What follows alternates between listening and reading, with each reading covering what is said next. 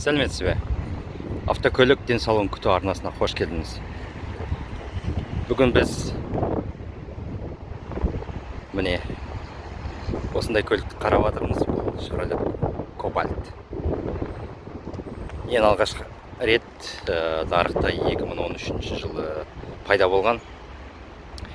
Қазір Осака қаласында, өзбектердің Осака қаласында өзбек Уздеу авто шығарады бұл көлікті толығымен дегенде, бірақта кейбір құрал жабдықтары Қытайда жасалған. Негізде бұл толығымен Қытайда шығарылатын көлік. Содан кейін Осакада кейбір құрал жабдықтары бірінші жиналады да, құрастырылады да, сосын біздің Қостанайға жіберіледі. Қостанайда аяғын ақырғы кедені болады. Сол жерде бәрін біріктіреді де, қазақстандық авто деп нарықта сатылуда. Осы Қостанайда шығарылғандықтан осы көлік жеңілдетілген 4% несиемен алуға болады. Бұл көліктің неліктен үш негізі бар. Себебі неліктен мен оны халыққа ең лайық автокөлігі деп есептеймін. Біріншіден бұл әрине бағалары. Көліктің бағасы 6 миллион 580 мыңнан басталады. Бұл ең бірінші деңгей, екінші деңгей 6 миллион 660, үшінші толық деңгейі 6 миллион 990. Мынау міне, бірінші деңгей, себебі дөңгелектері 14 дюймдық және темір. Толық деңгейінде алюминий кетеді 15 дюймға. Бірінші себебі бұл бағалары. Мысалы, бұл көліктің егізі бар. Бұл Chevrolet Nexia деген. Бұл сол көліктің бағалары сәл төмендеу. Қозғалтқышы, қорабы бәрі бірдей техникалық жағынан. Бірақта көліктің көлемі кішілік келді. Екінші ұнаған мәселесі бұл көліктің қасиеті. Бұл қозғалтқыштың өзі 1,5 литрлік қозғалтқыш,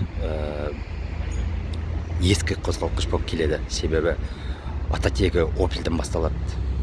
Яғни цилиндр блогы, цилиндрлардың блогы алюминийден емес. Мысалы,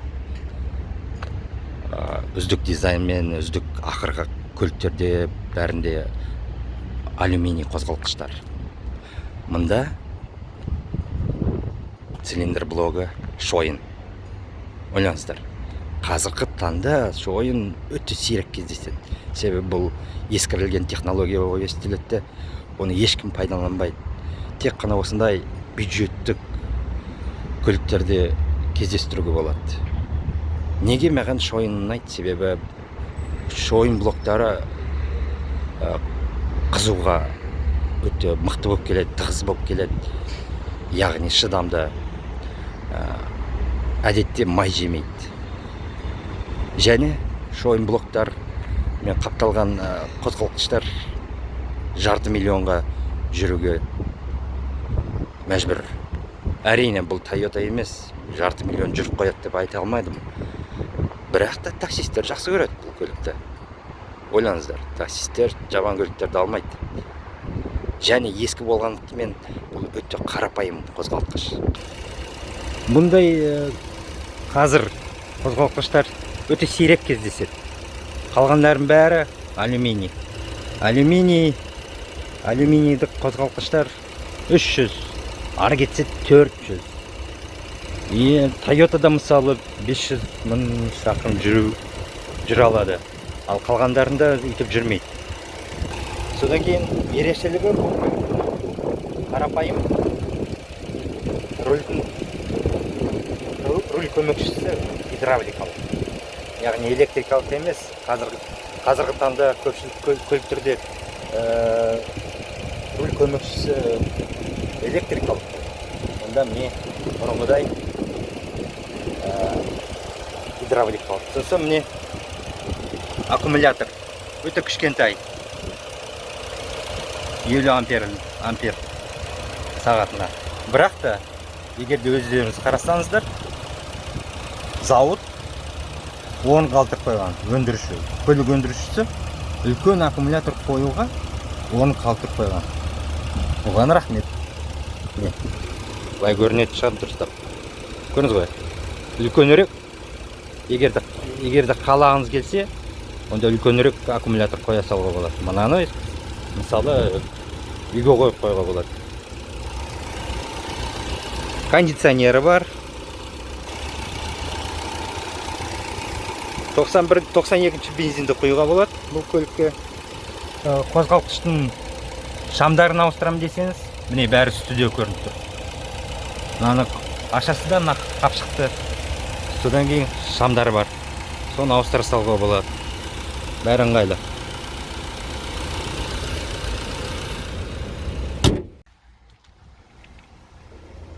Іші де күшті.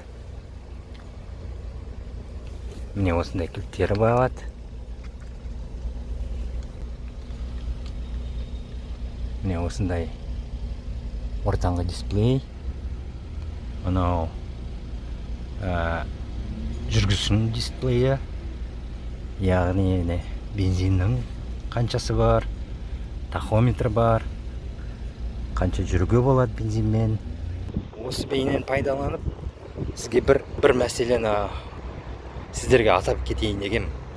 Қазір өздеріңіз көріп отырсыздар, жаз бәрі жолда, көпшілік қазақтарымыз көшпенді еліміз ғой. Жазда қазір көп жұмыстармен жүреміз, алыс жолдарға шығамыз. Сол кезде қазір міне талай отандастарымыз, қазақтарымыз қаза тауып отыр.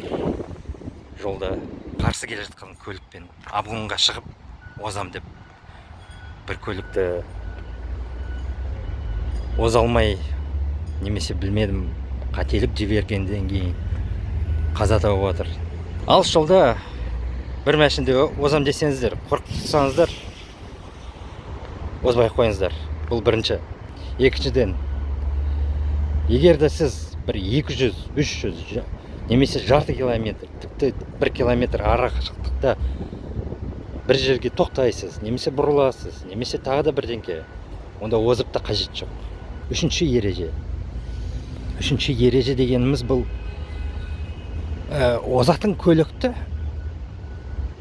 артына тым жақындамаңыз. Сіз егерде 2-3 метр ара қашықтықта ұстап озам десеңіз, сіз басқа көліктің алдыңғы озатын көліктің алдында не болып жатқанын көре алмайсыздар. Міне, қараңыздар, мен келе жатырмын, міне жақын. Мен мына көліктің ар жағында не болып жатқанын көре алмаймын. Ал егерде былай сәл кішкене арырақ тұрсам, көрдіңіз бе? Маған бір кішкене ғана былай бұрылсам, көрінеді маған не болып жатқаны. Сол. Сосын міне тағы да ұнайтыны бұл шамдары қарапайым. Капотын ашып қарасам, артынан капот жағынан бәрі жеңіл ауыстырылады, егерде жанып кетсе. Және орын бар, яғни бұның орнына диодтық шамдарды қойып қойға болады. Қалағыңыз келсе. Өте жеңіл. Үшінші мәселесі, неге ұнайтыны, бұл 6 берілістік кәдімгі қарапайым гидроавтомат тұр. Ешқандай робот емес, вариатор емес. Сол. Бұл үшінші мәселесі. Бір ерекшелігі бар. Бұл жүк тасымалдау бөлігін қапшығы 3 әдіспен ғана ашылады. Біріншісі бұл міне. Кілттің өзімен сұғасыз, ашасыз. Екіншіден кілттің брелогында кнопкасы бар. Сол арқылы. Және үшінші бұл салонда кнопка орнатуға болады. Дилерде 12.500 теңгеге орнатып қоюға болады. Мүмкін сіз жеке өзіңізді тауып қоясыз бұл кнопканы арзанырақ. Ойлаңыздар. Иә, бұл өте қарапайым. Енді 6.990.000-ға сіз ешқандай үздік дизайн, үздік ішіндегі нәрселер таба алмайсыз. Өзіме шындығын айтайын, өте ұнады. Иә, бәрі пластик, бәрі қарапайым. Және бұндай бағаға 4% жеңілдетілген несиемен алуға ең мәжбүр көлік деп ойлаймын. 100.000 гарантиясы немесе 3 жыл қайсысы бірінші келеді. Менің ойымша, енді айтарым, осы шойын блоктың арқасында бұл күтсек, әр 5.000 сайын майын ауыстырып, ерінбей, былайша айтқанда аямай, онда енді 500.000 жүрмейтін шығар, енді Chevrolet қой. Бірақ та 300.000 жүріп шығады. Егер де осы бейне пайдалы болса, бейнеге лайк қойыңыздар, бейне астына пікір жазыңыздар, арнаға жазылыңыздар. Пікір жазып, ұнады ма, осындай көлік ұнай ма сіздерге? Жалпы осы тек қана маған ұнай ма екен, әлде басқаларға да ұнай ма? Сіздер қалай ойлайсыздар? Міне мысалы, мынау 6.990.000 болса, міне мынау 10.600.000 бірдеңке, 11 миллион дейікші. Міне екеуі арасы жарты баға. Қажет пе сізге осындай көлік? Иә, сән. Бірақ та көлемдері, шындығын айтайын, ішкі көлемдері сондай артып тұрған жоқ мынау. Иә, дизайнға да үздік. Және қозғалтқышы үздік. 1 литрлік, 3 цилиндрлік турбо қозғалтқыш. Қорабы, иә, 6 беріліс қой деймін. Бірақ та маған өзіме осы екеуінің бағасын есептеп, осы көлікті алған дұрыс деп ойлаймын. Иә, жаратқан ие сіздерге риза болсын. Және күндеріңіз өте керемет өтсін.